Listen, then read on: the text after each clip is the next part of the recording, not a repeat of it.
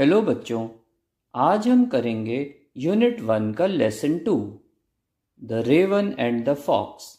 Raven का मतलब होता है क्रो, यानी कि बड़ा सा कौआ। फॉक्स का मतलब होता है लोमड़ी। तो आज हम इन्हीं की स्टोरी पढ़ेंगे, जिसमें कि एक फॉक्स है यानी कि लोमड़ी और एक है कौआ यानी कि क्रो।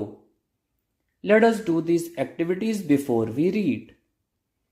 किताब को शुरू करने से पहले, इस चैप्टर को शुरू करने से पहले हम ये कुछ एक्टिविटीज कर लेते हैं। We knows that frogs crook.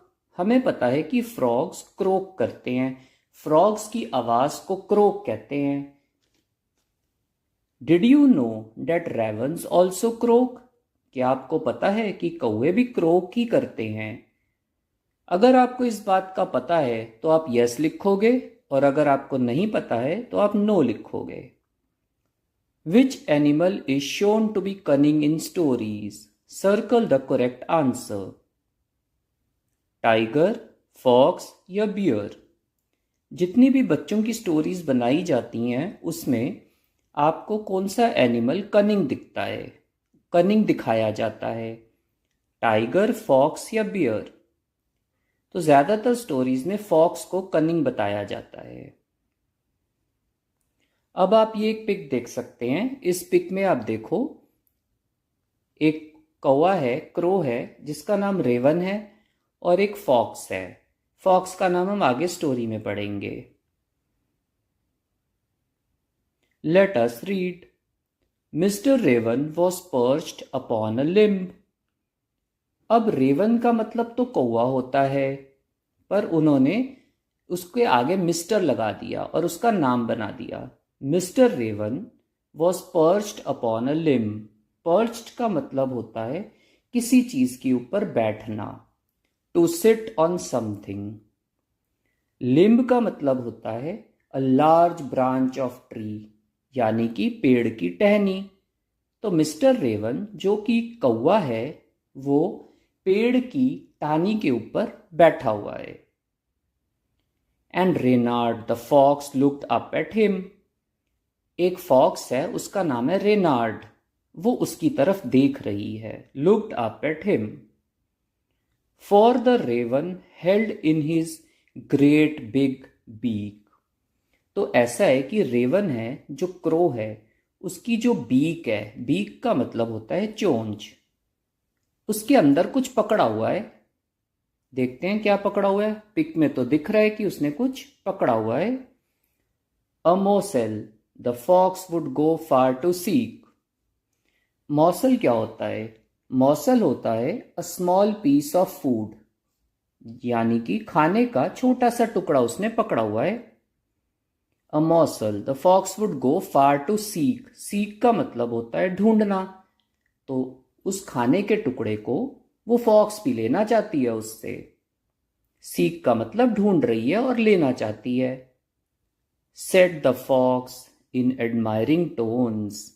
अब वो फॉक्स है, उसको कौवे से बात करना स्टार्ट करती है। एडमायरिंग टोन्स का मतलब होता है प्लेजेंट, मीन्स ऐसी टोन जिसमें बात करने का ऐसा तरीका जो आपको अच्छा लगे। वो फॉक्स उस कौवे से बात करना शुरू करती है और कहती है, माय वर्ड। माय वर्ड का मतलब होता है किसी बात को बहुत जोर दे के कहना कि सुनने वाले को भरोसा हो जाए। अब वो देखो क्या बोलती है आगे। Sir raven, you are a handsome bird. Crow को वो देखो सर बोल के बुला रही है, रिस्पेक्ट दे रही है। You are a handsome bird. Handsome का मतलब होता है सुंदर, अच्छा दिखने वाला। हालांकि क्रो को स्टोरीज में अच्छा नहीं दिखाया जाता है। क्रो इज एन अगली बर्ड इन स्टोरीज, बट वो देखो यहाँ पे उसको हैंडसम बर्ड कह रही है। सच फेदर्स। यहां पर सच का मतलब है ऐसे, इतने बढ़िया, इतने बढ़िया फेदर्स हैं आपके। फेदर्स का मतलब पंख। If you would only sing, the birds of this woods would call you king. अगर आप अपनी सुरीली आवाज में गाएंगे तो जो ये बर्ड्स हैं, ये आपको किंग बोलेंगे, जितने भी आसपास के बर्ड्स हैं। देखो यहाँ पे एक वर्ड आया है, the birds of these woods. Woods का मतलब होता है एक ऐसी जगह जहाँ बहुत पेड़ हों, पर वो जगह जंगल से छोटी होती है।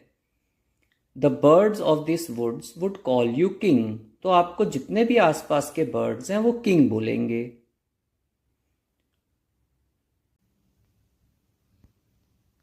The raven who did not see the joke. The raven, raven कौन है? हम जानते हैं रेवन तो वो क्रो है, कौआ है। Who did not see the joke, जो भी उसने बातें कही थी, जो भी बातें फॉक्स ने कही थी, वो रेवन को समझ में नहीं आई, क्योंकि फॉक्स तो उसे उसकी झूठी तारीफ कर रही थी। Forgot that his voice was just a croak. Fox की झूठी बातों में, झूठी तारीफ की बातों में रेवन फंस चुका था। रेवन को लगने लगा कि उसकी आवाज तो सच्ची में बहुत अच्छी है। He opened his beak in his foolish pride.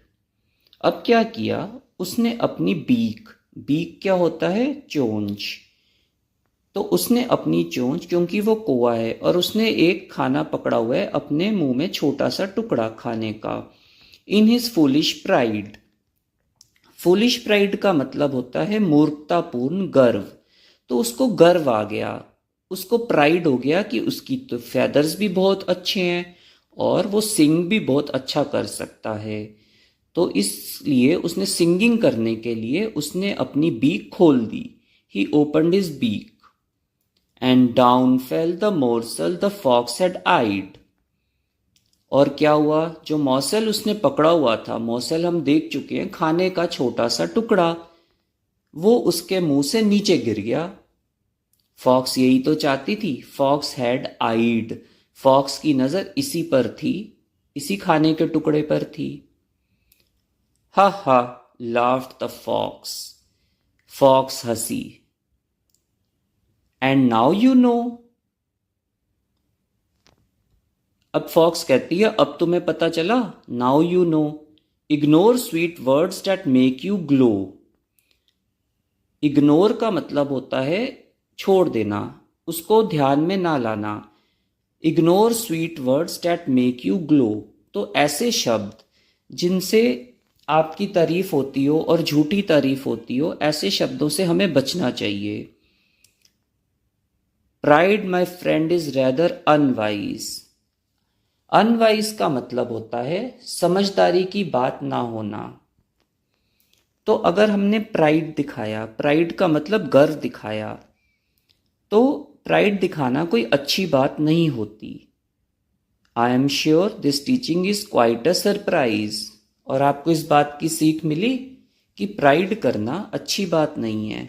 और ये सरप्राइज क्यों है? सरप्राइज का मतलब होता है हैरान होना, क्योंकि ये सीख आपको शायद पहली बार मिल रही हो अपनी लाइफ में। और जो पहली बार चीज़ मिले तो आदमी उसको देखकर हैरान तो हो ही जाता है। तो इस स्टोरी में हमको सीख मिलती है कि हमें मूर्खतापूर्ण गर्व नहीं करना चाहिए। तो बच्चों, आपको ये स्टोरी कैसे लगी और इससे क्या सीख मिली? इससे यही सीख मिली कि हमें मूर्खतापूर्ण गर्व नहीं करना चाहिए।